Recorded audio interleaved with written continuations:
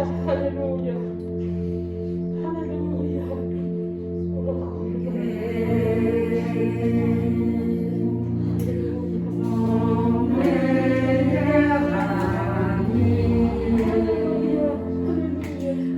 Mon ami de tout le temps, toujours prêt à me consoler. Yahweh, mon meilleur ami,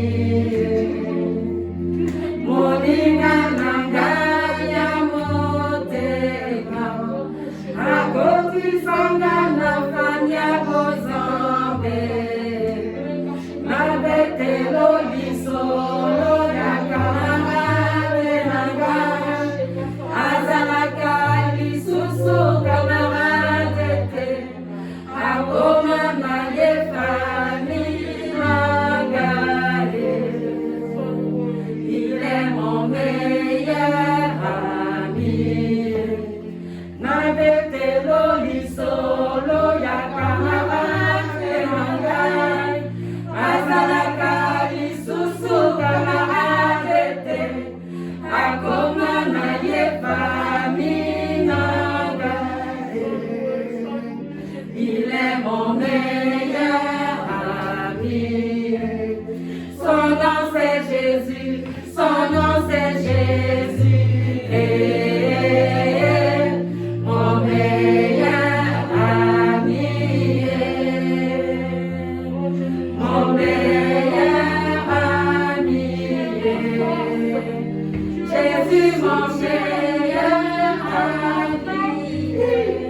Quand la dépression a frappé à ma porte, Yahweh, impossible d'en parler.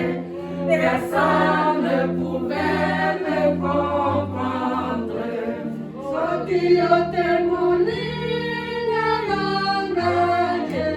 quand la maladie avait frappé à ma porte, Yahweh, impossible d'expliquer. Personne ne pouvait me comprendre. Sorti au témoignage,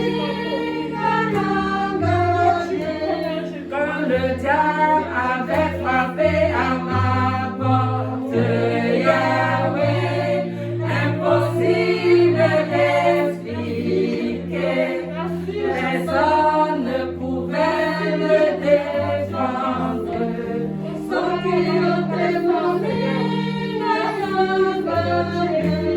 mon inananga yakambonazo Jésus, mon meilleur ami. Mon meilleur ami. Jésus, mon meilleur ami. Nabetelo lisolo yakamare nanga, azalaka lisusu kamaradete,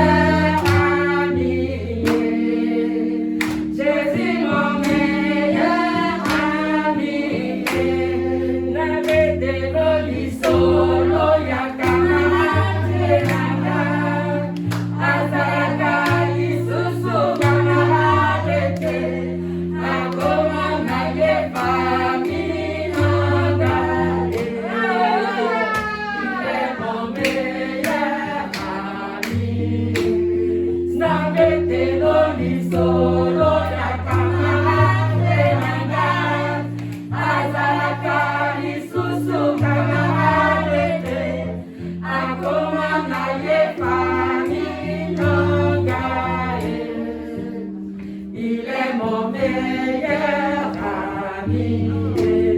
Son nom c'est Jésus, son nom c'est Jésus. Mon meilleur ami. Mon meilleur ami. Jésus mon meilleur ami. Quand la dépression a frappé à ma porte, Yahweh, impossible d'en parler. Personne ne pouvait me comprendre. Ceux qui ont témoigné la gardé. Quand la maladie avait frappé à ma porte, Yahweh, impossible d'expliquer. Personne ne pouvait me comprendre. Ceux qui ont témoigné la gardé.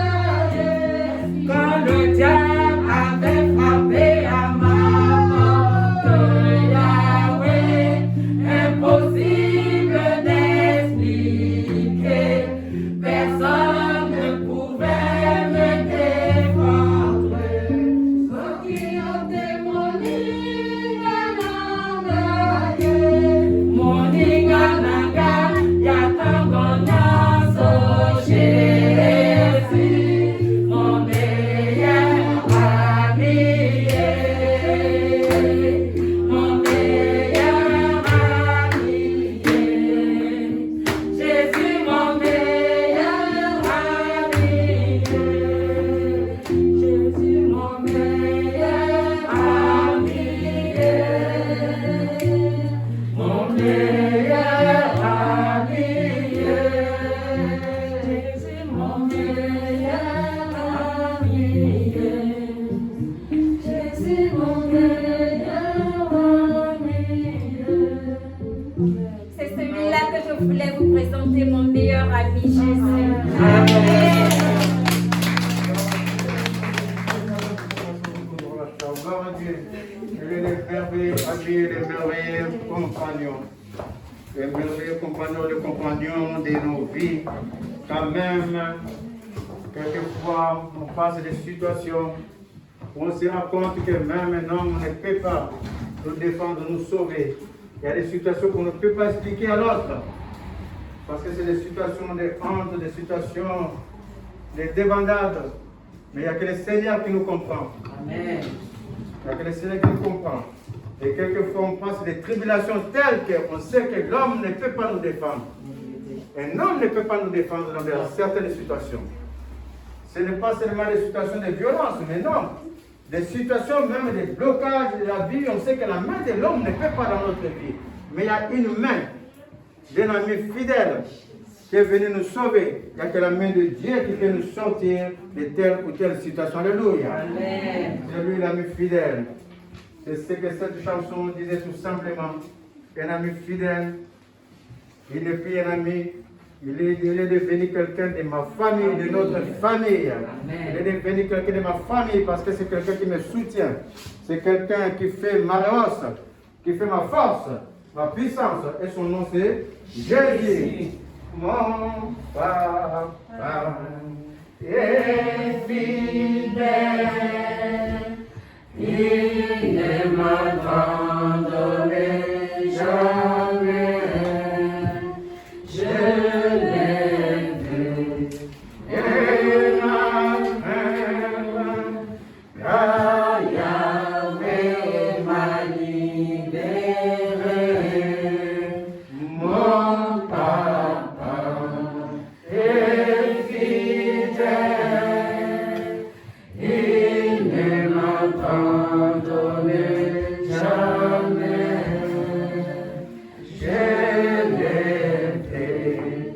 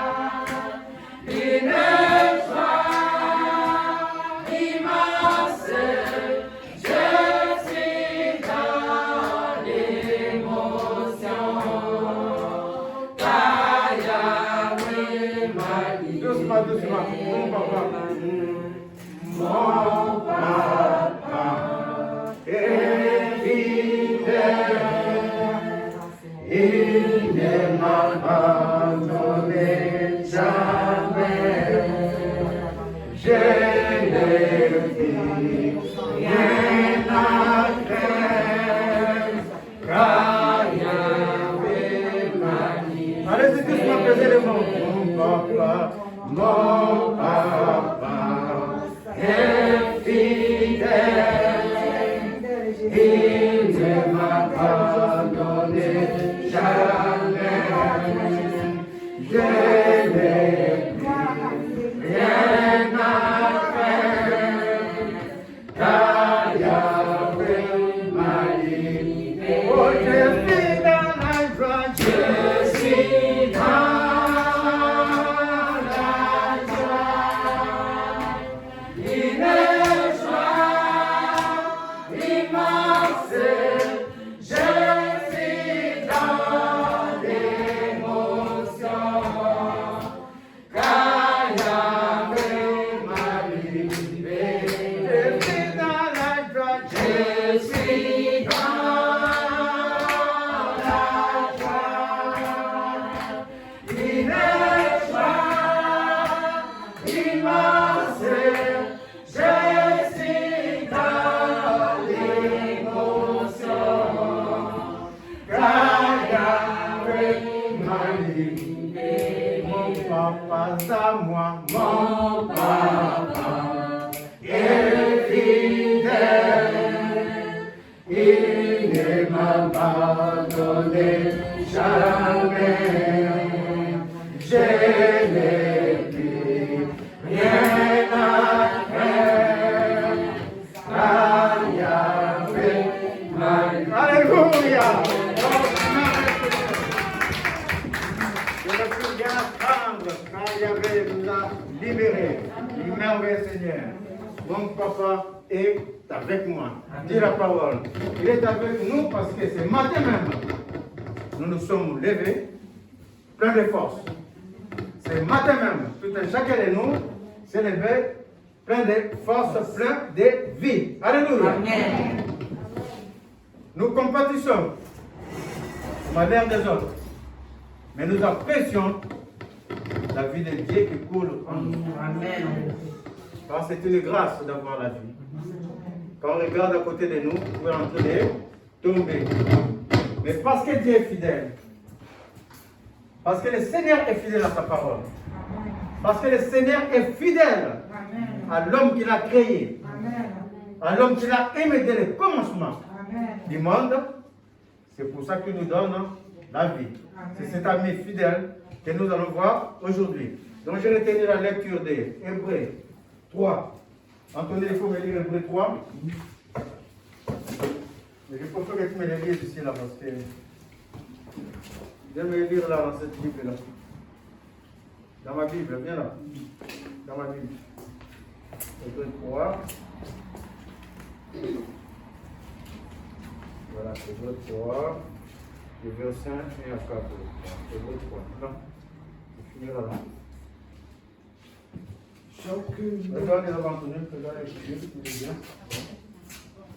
Chaque maison est construite par quelqu'un, mais celui qui a construit toutes choses, c'est Dieu. Pour Moïse, il a été fidèle dans toute la maison de Dieu, comme le serviteur pour rendre témoignage de ce qui devrait être annoncé. Mais Christ est né comme fils sur sa maison et sa maison. Mais Christ est né comme fils sur sa maison, et sa maison c'est nous, pourvu que nous retournions fermement jusqu'à la fin, la confiance et l'espérance que nous glorifions. C'est pourquoi, selon ce que dit le Saint-Esprit, aujourd'hui, si vous entendez sa voix, n'endurcissez pas votre cœur, comme lors de la révolte au jour de la tentation dans le désert. Amen. Amen. Merveilleux Seigneur. Hébreux 3. C'est pourquoi, frères saints, parce que Anthony a oublié, qui avait part à la vocation de Dieu. Hébreux 3 nous dit, en gros, Dieu est fidèle en toutes choses. Moïse était fidèle à la maison de Dieu comme serviteur, mais Dieu est fidèle dans sa propre maison, et sa maison, c'est nous. Allez, regarde, c'est bien fait. Moïse était fidèle à la maison de Dieu comme serviteur. Je ne peux pas lire avec mes lettres, mais c'est le résumé. Donc, Hébreux 3 dit, Moïse, comme serviteur de Dieu, était fidèle dans la maison de Dieu comme serviteur. Parce qu'il était serviteur du Dieu vivant. Mais Dieu, lui, il est fidèle à celui qui l'a établi comme serviteur dans sa maison. C'est là que je voulais en venir. Les mots établis. Voilà, là je vois un peu bien. Voilà. Donc, c'est pourquoi, frères saints, qui n'avaient pas à la vocation céleste. Et bon, il faut me le dire parce que là, avec la lumière, je ne sais pas. Comment c'est bien, toi? C'est pourquoi, frères saints, qui n'avaient pas à la vocation céleste, considérez l'apôtre et le souverain sacrificateur de la foi que nous professons. Jésus qui a été fidèle à celui qui l'a établi comme le fut Moïse dans toute sa maison. Dans toute sa maison, Jésus a été fidèle à celui qui l'a établi d'abord. Comme serviteur dans sa maison, comme Moïse l'était dans toute sa maison.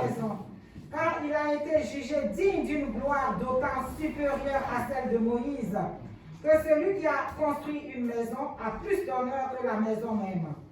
Chaque maison est construite par quelqu'un, mais celui qui a construit toutes choses, c'est Dieu. Pour Moïse, il a été fidèle dans toute la maison de Dieu comme serviteur, pour rendre témoignage de ce qui devait être annoncé. Mais Christ l'est comme fils sur sa maison. Et sa maison, c'est nous. Amen. Alléluia. Donc, Jésus a été fidèle à celui qui l'a établi comme serviteur dans sa propre maison. Dans cette maison, il y a des serviteurs de Dieu qui, comme autrefois, Moïse était serviteur de Dieu. Moïse était fidèle à la maison de Dieu, il obéissait à toutes les choses que le Seigneur lui ordonnait pour sa maison. Mais Jésus, avant d'être fidèle, serviteur dans sa maison, c'est-à-dire nous qui sommes sa maison, parce que nous sommes les temples du Saint-Esprit. Notre corps est le temple du Saint-Esprit où va habiter le Seigneur. Mais Jésus, il a d'abord obéi à celui qui l'a établi pour être serviteur. C'est ce lien-là que je voulais vous faire ressortir aujourd'hui. Jésus a été établi par un Père. Amen. Le Père, dans son amour, il a aimé le monde, qu'il a envoyé son Fils, afin que quiconque croit au Fils soit sauvé. Amen. Le Père a envoyé le Fils. Le Père est plus grand que le Fils. Mais le Père, avant de venir au Père, il ne peut pas passer outre le Fils. Suivez bien la relation. Le Fils, lui, dit la parole, existant en forme de Dieu, quand le Père a dit, va pour accomplir la mission, le Fils, étant Dieu, existant en forme de Dieu, n'a pas regardé sa forme de Dieu comme une proie à arracher. Le Fils s'est humilié, obéissant à la parole du Père, pour prendre la forme d'un serviteur, d'un homme.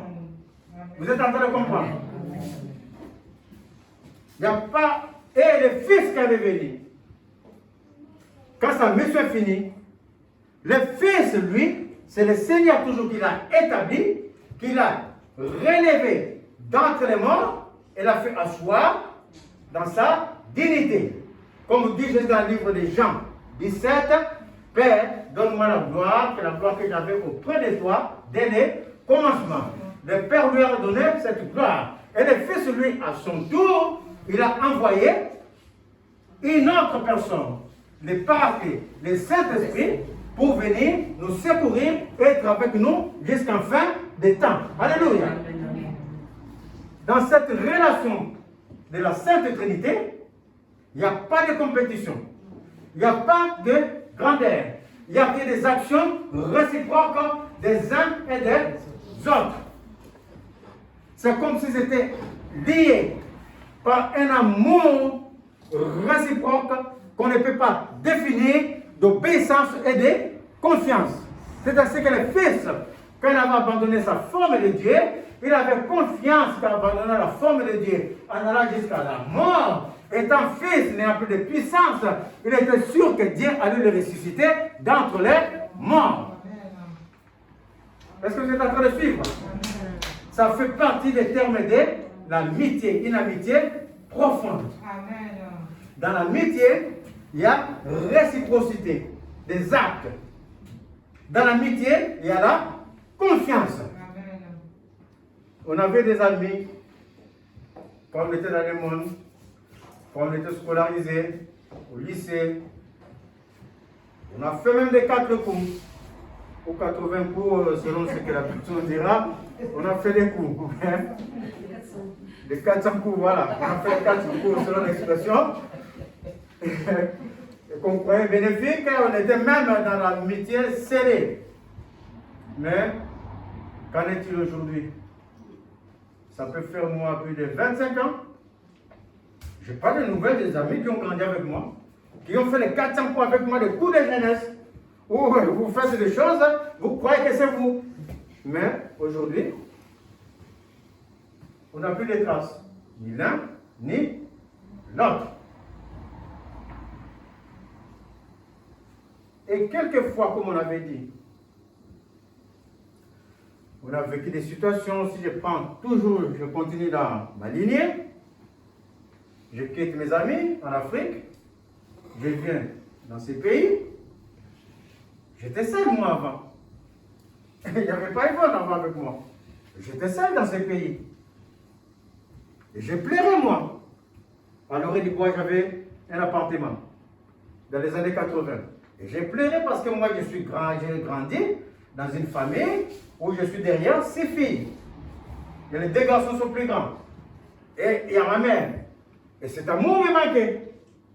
Mais il n'y a personne, même en allant en boîte, même en vivant n'importe comment, cet amour ne pouvait pas être étanché par quelqu'un, par quelque chose.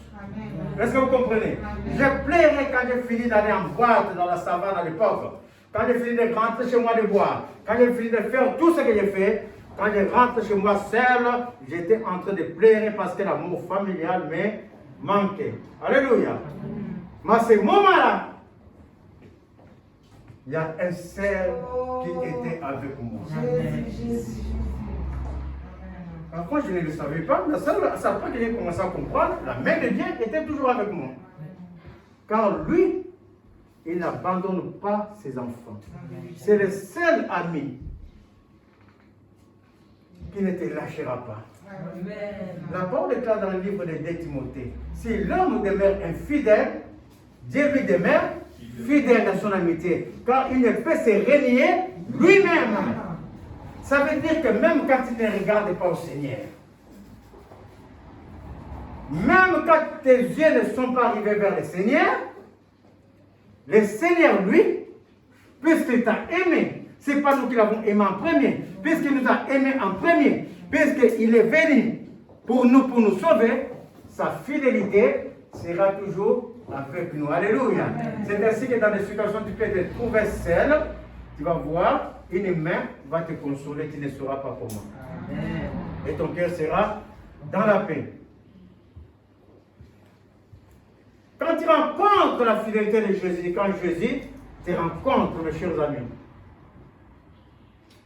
les gens peuvent t'abandonner comme cette femme prostituée à qui Jésus a dit aux pharisiens, celui qui n'a pas péché jette la première pierre. Vous vous souvenez de l'histoire? Comme cette Samaritaine qui avait plusieurs maris. Non seulement la Samaritaine avait plusieurs maris, elle avait encore quelque chose d'autre en plus. La vénération de tout ce qui est générationnel. Vous êtes en train de suivre? Mais cela ne lui donnait pas la paix. Elle était dans l'embrouille, rejetée par la société. Mais quand celui qui est fidèle est venu dans sa vie, oh mes chers amis, sa fidélité rend les prostituées servantes du Seigneur. Amen. Par sa fidélité, la Samaritaine est devenue servante de Dieu. Alléluia. Est-ce que vous êtes en train de suivre? par sa fidélité, Saul de Tarse, qui persécutait l'Église de Dieu, est venu serviteur du Seigneur. Amen. Ça, c'est la fidélité de Dieu. Fidèle. Pendant que Paul de Tarse est en train de torturer les chrétiens, l'amitié de Dieu les cherchait Saul de Tarse. Pendant que toi, tu es dans ton coin, en train de manigancer des choses, en train de te cacher, en train de faire ces dons que tu calcules dans ton cœur, Dieu te manifeste la fidélité dans son cœur. Il attend que tu reviennes tout simplement en lui parce que tu tends la main. Alléluia. Parce que l'amitié de Dieu, c'est une amitié profonde qui subsiste afin de relever celui que le Seigneur a aimé.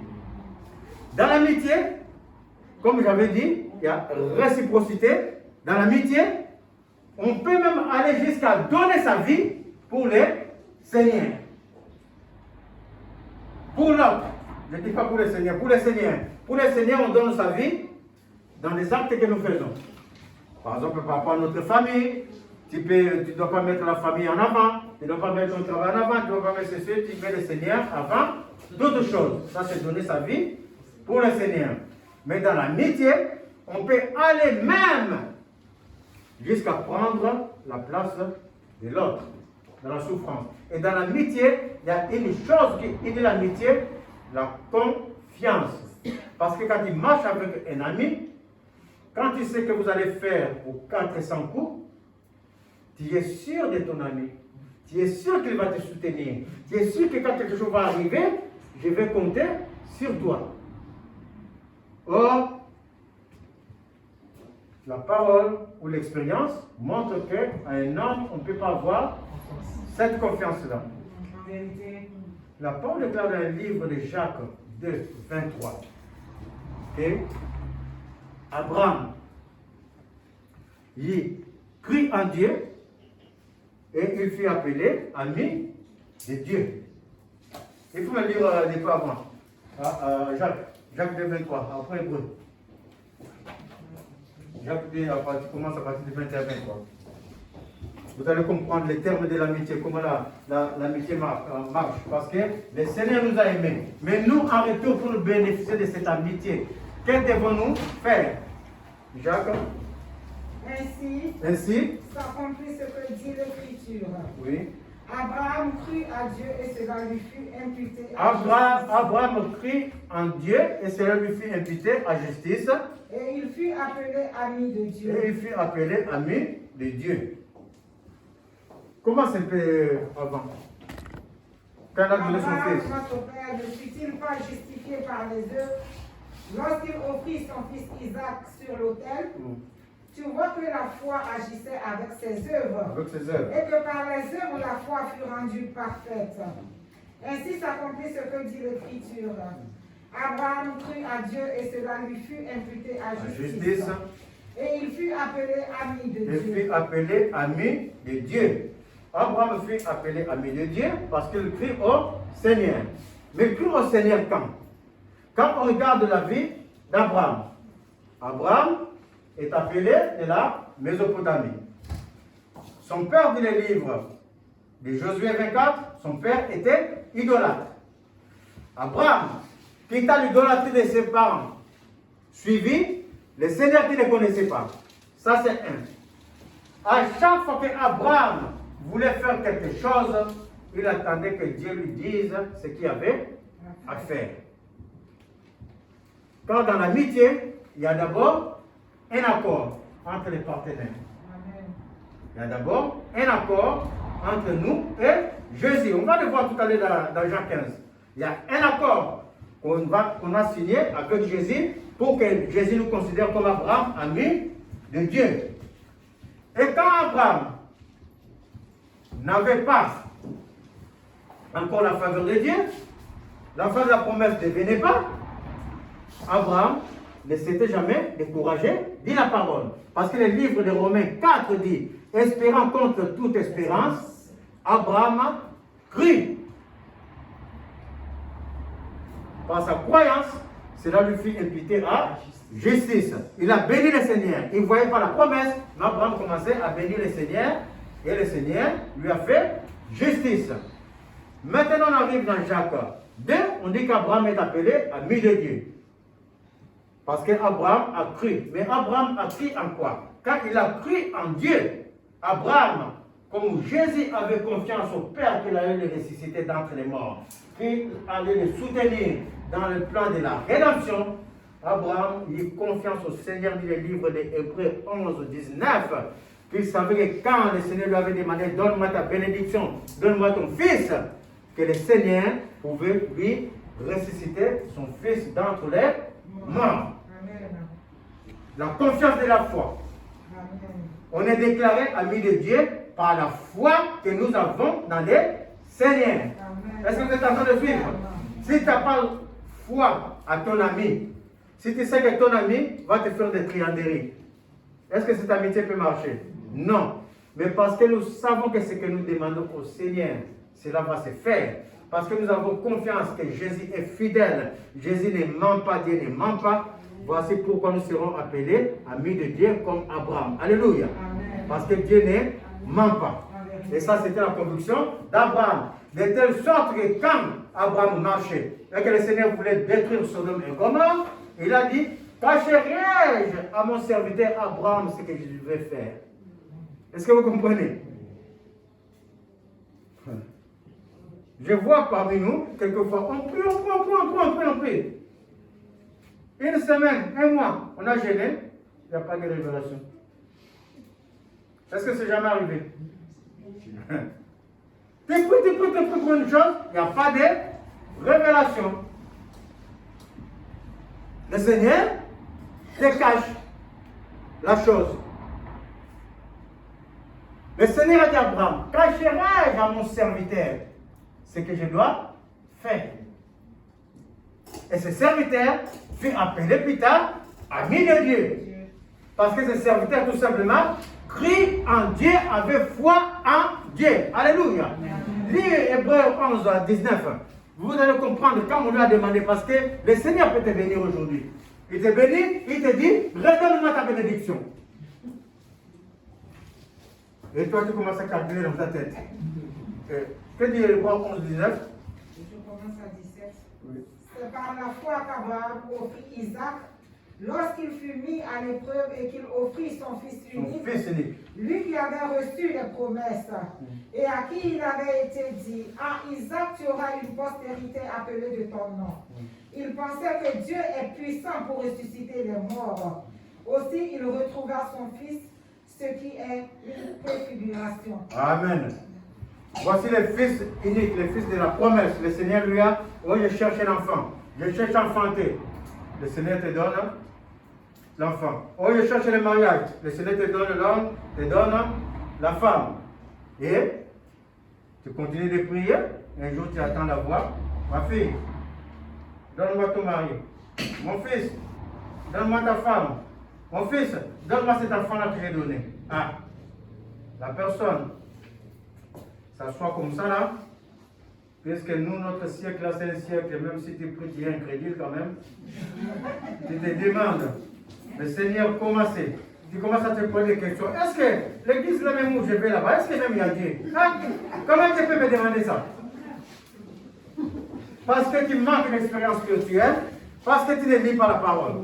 Mais quand tu vas lire la parole, tu vas voir que cela est arrivé à un prophète de Dieu, Abraham, et que tu vas cogiter, tu dis, ah, d'accord.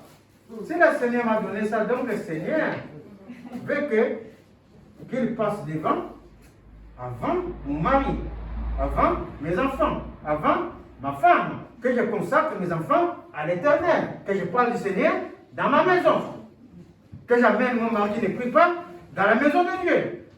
Est-ce que vous comprenez? Amen. Mais quand tu es incrédule comme ces gens du monde, tu vas croire que le Seigneur dit que ces gens-là meurent. Ah. Et Abraham, quand on lui a dit ça, ne douta point. Il a dit, mais le Dieu là, lui qui m'a donné déjà la vie avec Sarah, ma femme, dans la vieillesse, nous a donné cet enfant. Il a dit que cet enfant-là, cet enfant de la promesse. Il a dit que cet enfant-là, avec cet enfant, c'est notre grâce. Je suis sûr que Dieu va les ressusciter des morts. Et Abraham alla jusqu'au bout, sans douter, en s'attendant au Seigneur. Et le Seigneur lui redonna son enfant. Alléluia. L'épreuve de la foi. C'est par la foi qu'on devient ami de Dieu. Outre la foi, le livre de Jean 15, verset 14 à 15, qui nous parle de l'amitié que Jésus dit, vous êtes, je vous appelle amis. Je ne vous appelle plus serviteur, je vous appelle ami. Je vous appelle ami.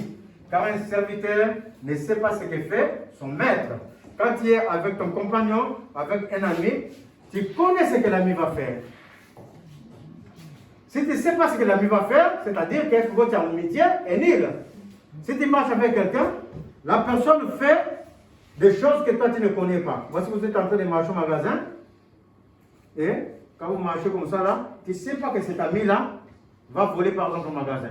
Vous arrivez, quand ça sonne, on vous attrape tous les deux.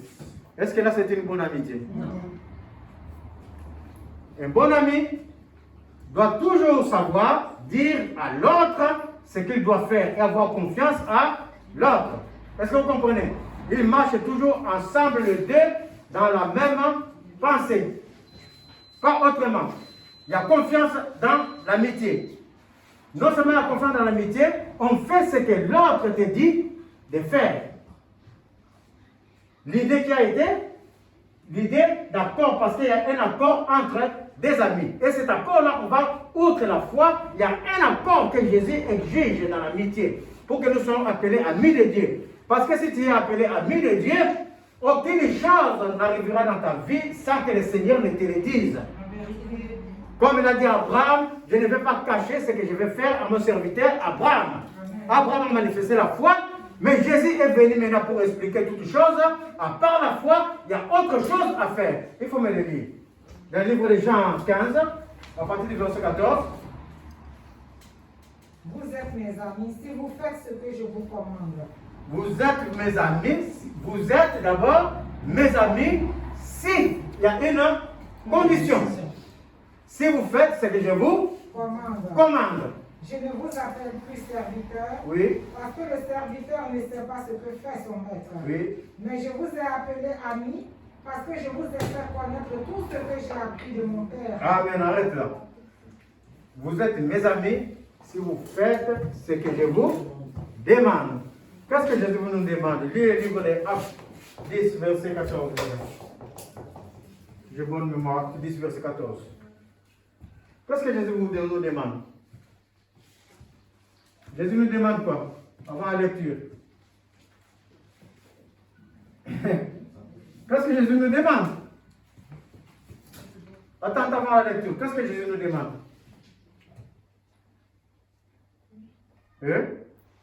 L'amour. L'amour déjà, de nous aimer les uns les autres. Et à part l'amour, ça rentre dans l'amour. L'obéissance, la confiance en Jésus. Abraham a confiance en Dieu. C'est ça la foi. De savoir que ça vente, que ça plève, mon Dieu va se relever. C'est ça que le Seigneur nous demande. Il ne te demande pas de venir t'asseoir tous les dimanches, d'écouter la parole, et quand tu vas rentrer chez toi, les choses arrivent, tu es en train de pleurnicher. C'est pas ça que le Seigneur te demande. Quand tu as fini d'écouter la parole, quand tu rentres chez toi, tu es en prière, quand les choses arrivent, c'est toi qui t'élèves. Tu dis que ce n'est pas moi, parce que je suis fils d'Abraham. Parce qu'Abraham a reçu les promesses. Et moi je crois en Jésus. Donc je suis fils d'Abraham. Car ceux qui croient en Jésus sont fils d'Abraham, héritiers de toute promesse. Alléluia. Et comme je suis fils d'Abraham, comme mon père Abraham a reçu les promesses, parce que moi je crois en Jésus, ça veut dire que les bénédictions d'Abraham sont pour moi. Est-ce que vous comprenez? Quand la pauvreté est en train de te tourmenter, tu dis que toi la pauvreté t'as pas dans ma vie. Parce qu'Abraham, mon père, a tout reçu pour ses petits enfants. Alléluia. Et nous sommes la descendance d'Abraham. Est-ce que vous comprenez? Quand la stérilité veut frapper dans ta maison, tu dis que ce n'est pas moi. Parce que Sarah même, qui était la prophétesse, qui était la femme du prophète de l'Éternel, Abraham avait reçu la promesse que la stérilité n'est pas la maison de Dieu, et que Sarah avait enfanté, moi j'enfanterai dans le nom de Jésus. Est-ce que vous comprenez? C'est ça les promesses de Dieu. Ce n'est pas que tu finis l'église et tu rentres chez toi, tu pleurniches. Quand tu pleurniches, c'est le malin qui va te frapper. Est-ce que vous comprenez? Alors que la parole est claire, notre Seigneur Jésus est plus grand que toute chose. Alléluia. Ça fait partie des accords entre nous et Jésus. Nous sommes les enfants de la nouvelle alliance. Nous ne sommes pas les enfants de l'ancienne alliance. Alliance de liberté. Et qu'est-ce que Jésus nous demande particulièrement dans le livre des Actes 10, 14 là? Tu ne l'as pas trouvé? Mais Pierre dit, non Seigneur. Attends. Dans le livre des Actes. Qu'est-ce que Jésus nous demande? C'était dans le livre des Actes, c'est ça? Oui.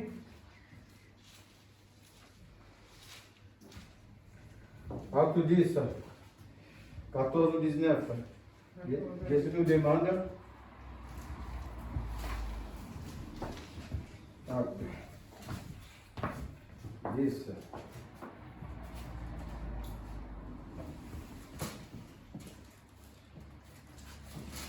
Jésus nous demande de prêcher sa parole, tandis que Pierre, donc au 19, peu importe, je sais pas où j'ai mis ces versets. Dans le livre des Actes, il est écrit que Jésus nous demande de prêcher sa parole et de faire connaître au monde que lui, il revient. Parce que Jésus, qui est parti, va revenir. Ça fait partie des accords que le Seigneur nous a donnés, nous a laissés pour que nous soyons appelés amis de Dieu. Parce que nous ferons ce que le Seigneur nous demande de faire. Ce qu'il nous demande de faire, c'est de chercher l'amour parmi nous.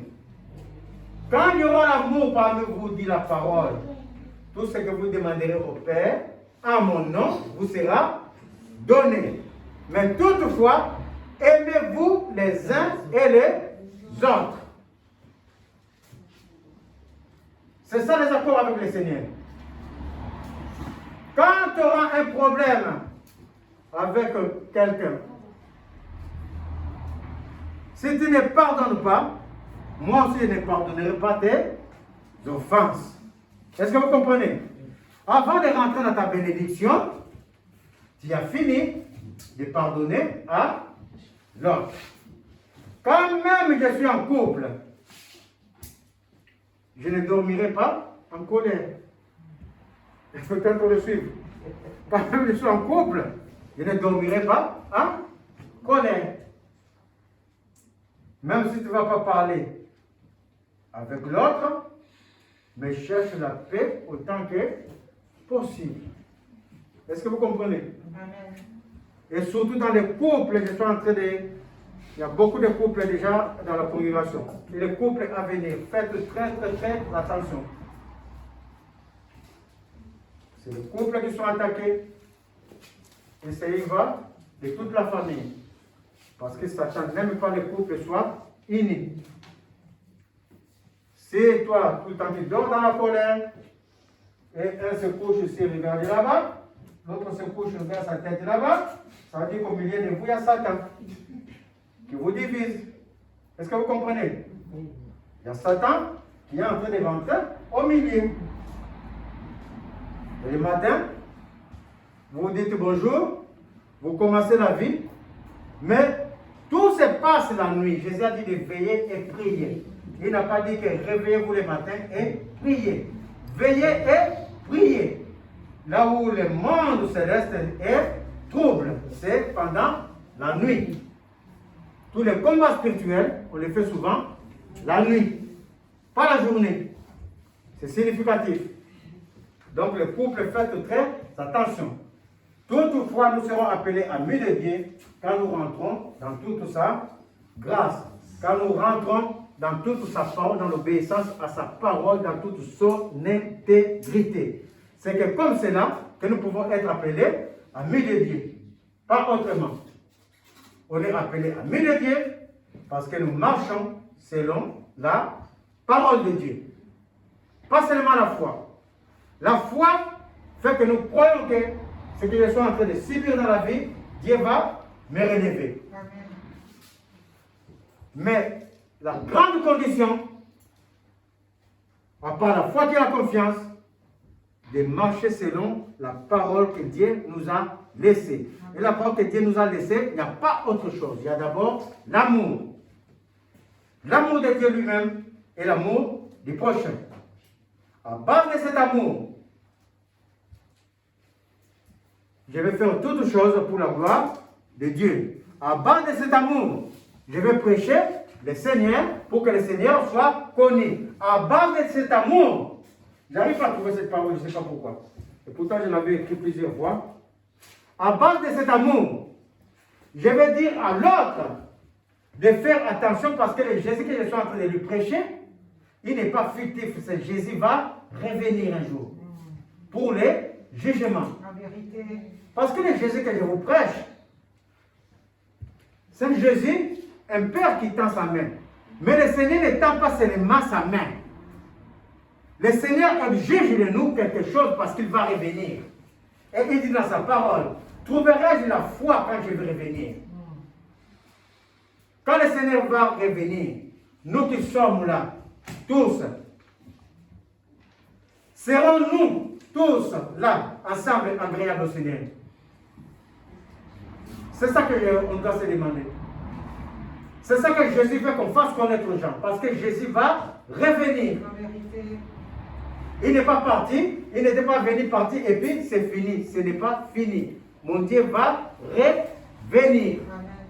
Et quand il va revenir dans le livre d'Apocalypse 22, il revient pour le jugement. Il lui donnera à chacun selon sa rétribution. À ce moment-là, ça ne sera plus comme je venais à l'église tous les dimanches, ça ne suffira pas. Quand tu sortais de l'église, qu'est-ce que tu faisais dehors? C'est ça qui va compter. Quand tu es dehors, est-ce que tu parles de Jésus? Quand tu es dehors, tu parles du Seigneur. Et si tu parles du Seigneur, pourquoi on ne voit pas les gens qui viennent? Parce qu'après, il y a des questions à demander. Il y a des questions à demander. Il y a beaucoup de choses à demander. Si je parle concernant le Seigneur, les gens doivent venir. Si je vois qu'ils ne viennent pas de cette façon, ils peuvent venir d'une autre manière. Vous voyez cette dame-là qui est venue nous voir. Sois la bienvenue avec nous. Amen. Sois la bienvenue parmi nous. Amen. Tu comprends quand elle parle? Parce qu'elle est portugaise, Porto Rico, c'est ça? La République dominicaine. Dominicaine. Donc elle comprend quand même. Vous voyez cette dame? Aujourd'hui, elle est là devant nous.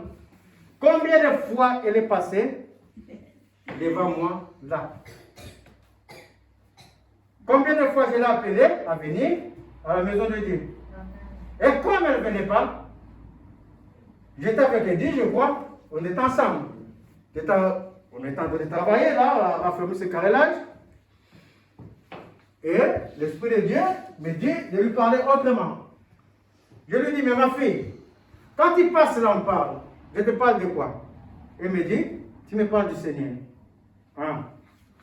J'ai répété 3 fois, je t'ai demandé, qu'est-ce que je te parle? Je te dis. Il me dit, tu me parles du Seigneur, pasteur. Et moi, je lui dis, mais si quelqu'un, pasteur, te voit tout le temps passer, il ne te parle pas d'autre chose, te parle que du Seigneur, est-ce que cela ne veut pas dire que le Seigneur est là où on te parle que de lui? C'est pas ça que je te dit. Et c'est à partir de ça, quand elle est restée comme ça, elle dit, pasteur, je ne t'ai jamais promis, mais je te promets que dimanche, je viens à l'église. Alléluia. Est-ce que vous voyez les techniques? Je ne vais pas continuer. Quand Jacqueline vient, mais non, le Seigneur a dit, mais mets-la en évidence. Si elle est un homme, c'est une femme. Je pouvais la draguer. Est-ce que vous comprenez? Si vous n'avez encore l'esprit voilé, c'est ça que je suis en train de dire. Et je lui ai dit, puisqu'il n'était jamais dragué, je te parle que du Seigneur. Est-ce que cela ne veut pas dire que Dieu est là où on t'appelle? Est-ce que vous comprenez? Donc si on parle aux gens qui ne viennent pas, ça veut dire qu'il y a un problème. Ça veut dire qu'il y a un problème ou dans notre façon de parler, ou même quand on parle aux gens, on ne veut pas nous-mêmes qu'ils viennent. On lui parle juste de Dieu et c'est fini. Est-ce que vous comprenez? Il faut aller dans la profondeur. Dans la profondeur des choses. Dans la profondeur des choses. Pour que les âmes viennent au Seigneur. C'est ça la réalité. C'est ça la réalité. Autrement, ça serait difficile à l'église de grandir. Le Saint-Esprit est avec nous.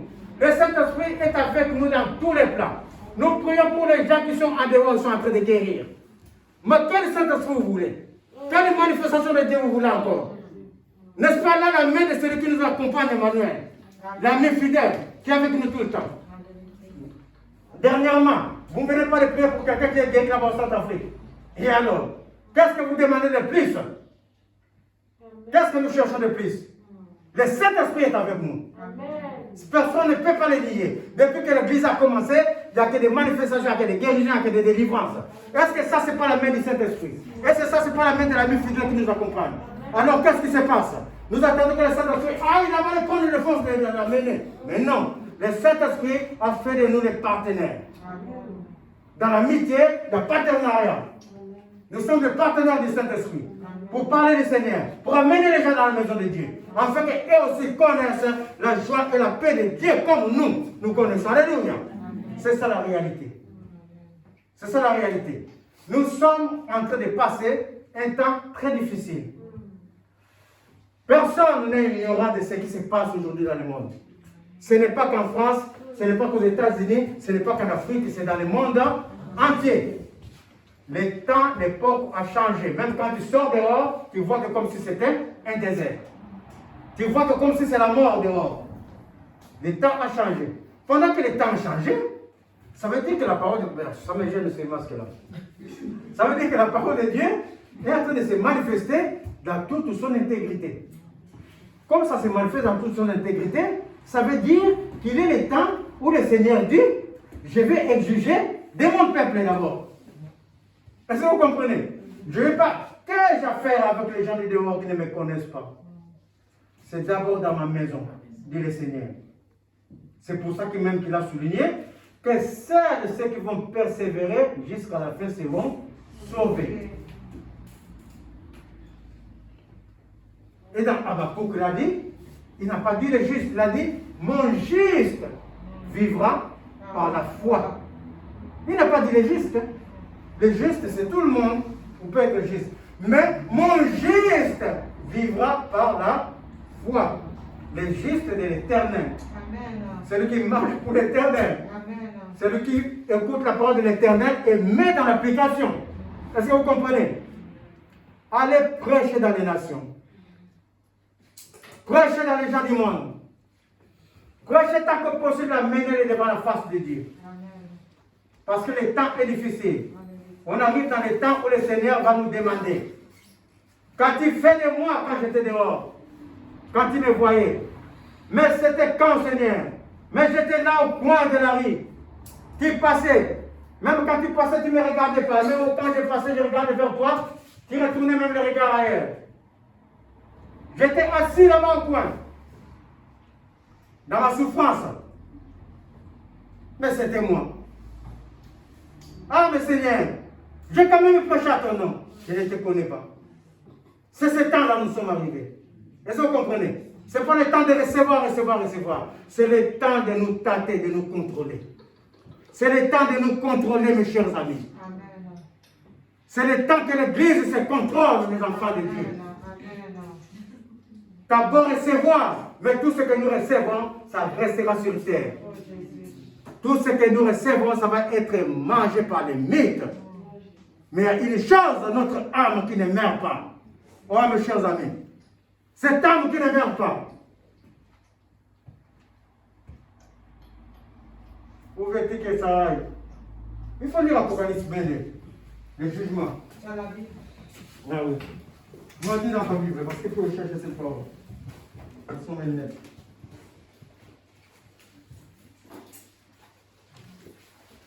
L'Apocalypse 22, et à partir de verset 11, je crois la rétribution, je vais avec ma rétribution. Il me dit, ne scelle point les paroles de la prophétie de ce livre, car le temps est proche. Que celui qui est injuste soit encore injuste. Oui. Que celui qui est souillé se souille Je encore. suis encore. Et que le juste pratique encore la justice. Et que celui qui est saint se sanctifie encore. Voici, je viens bientôt, et ma rétribution est avec moi, pour rendre à chacun selon ce qu'est son œuvre. Je suis l'alpha et Je suis l'oméga, le premier et le dernier, le Amen. commencement et la fin. Heureux ceux qui observent ces commandements, afin d'avoir droit à l'arbre de vie vie. et d'entrer par les portes dans la vie, Amen. dans la ville. Le Seigneur dit que celui qui se suit encore. Que celui qui est juste continue à pratiquer la justice. Que celui qui ment continue à mentir. Est-ce que vous comprenez? Que celui qui vole continue à voler. Que celui qui insulte ou bien qui critique continue à critiquer. Parce que tout ça est marqué dans Éphésiens 5, ni critique ni parole légère. Que celui qui critique continue à critiquer. Que celui qui boude continue à bouder. Mais moi, Jésus, je reviens. Et je donnerai à chacun selon son œuvre. Je suis l'alpha, je suis l'oméga. Je suis le premier qui t'a appelé, je serai le dernier dans ta vie. Alléluia. Et le dernier qui va venir pour le jugement. Il n'a pas dit pour les gens du monde, mais pour tout le monde, tout et chacun de nous. Ce n'est pas gagné, mes chers amis. Autant que nous sommes dans la joie, nous disons que si je meurs, je serai dans la main de Dieu.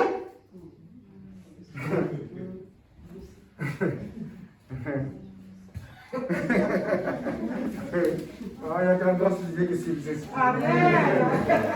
La grâce de Dieu qui subsiste. Vous comprenez?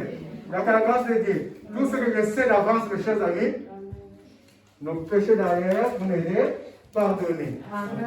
Mais ce qui est le devant là, je ne sais pas. Je ne sais pas. Tout ce que je sais, que mon Seigneur va venir et que le jugement même quelquefois commence dans sa maison. Est-ce que vous comprenez? Et tout ce que je sais, que les gens qui nous ont précédés ont servi d'exemple. Donc ils sont même une vie à part. Est-ce que vous comprenez? Parce que c'est comme si le Seigneur te prend aujourd'hui, comme il nous a pris là, il te prend aujourd'hui, quand tu vas servir d'exemple pour cela. Donc, quand tu vas servir l'exemple, tu vas passer toutes les situations de faux pas. Le Seigneur te soutient, tous les faux pas et tous les faux pas. Le Seigneur ne t'en tient pas compte parce que tu sers d'exemple. Mais nous, est-ce que nous servons d'exemple? Non. Nous, ils ont servi d'exemple pour que nous ayons le Seigneur. C'est différent.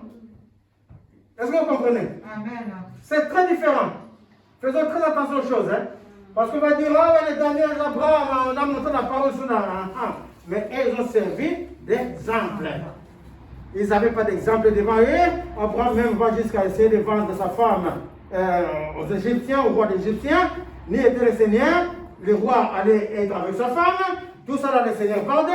Et sa femme envoie le mari accoucher avec une servante. Tout ça a servi d'exemple. Mais toi, tu as tous ces exemples. Donc, toi, tu ne sers pas d'exemple. Vous comprenez? C'est ça la réalité de la parole. Amen. Je vais le retrouver, c'est dans Acte 10. 40 là. Parce que ça m'a tourmenté, je l'ai dit ce matin. En venant que je ne le trouve pas. Qu'est-ce que Jésus nous a commandé sur le livre des Actes? Parce que dans le livre de Jean 15, ça nous a dit, dans cet accord, il y a un accord que Jésus nous dit de faire quelque chose. Et Jésus nous a ordonné de prêcher au peuple. De prêcher au peuple. Et d'attester que c'est lui qui a été établi par Dieu. Et d'attester que c'est Jésus qui a été établi par Dieu. Juge des vivants et des morts. Juge des vivants et des morts. Est-ce que nous avons suivi? De prêcher au peuple, de leur dire que c'est Jésus qui a été établi, qui est juge des vivants et des morts. Nous ne pouvons pas toujours continuer à prêcher la prospérité. Nous ne pouvons pas toujours continuer à prêcher que la main de Dieu ainsi. Ça, c'est des choses qui sont acquises. Ça, c'est quand tu rentres chez toi, tu sais que tu as toutes les choses dans les Seigneur. Mais ce qui est important à ce jour d'aujourd'hui, nous devons savoir que Jésus a été établi et que c'est lui qui est le juge des vivants et des morts. Que notre Seigneur revient bientôt. C'est ça qui est important à ce jour. Voici pourquoi nous devons faire attention à notre façon de marcher. Voici pourquoi nous devons faire attention à notre façon d'être, afin que nous soyons appelés amis de Dieu. Alléluia. Que la paix de Dieu soit avec vous. Amen.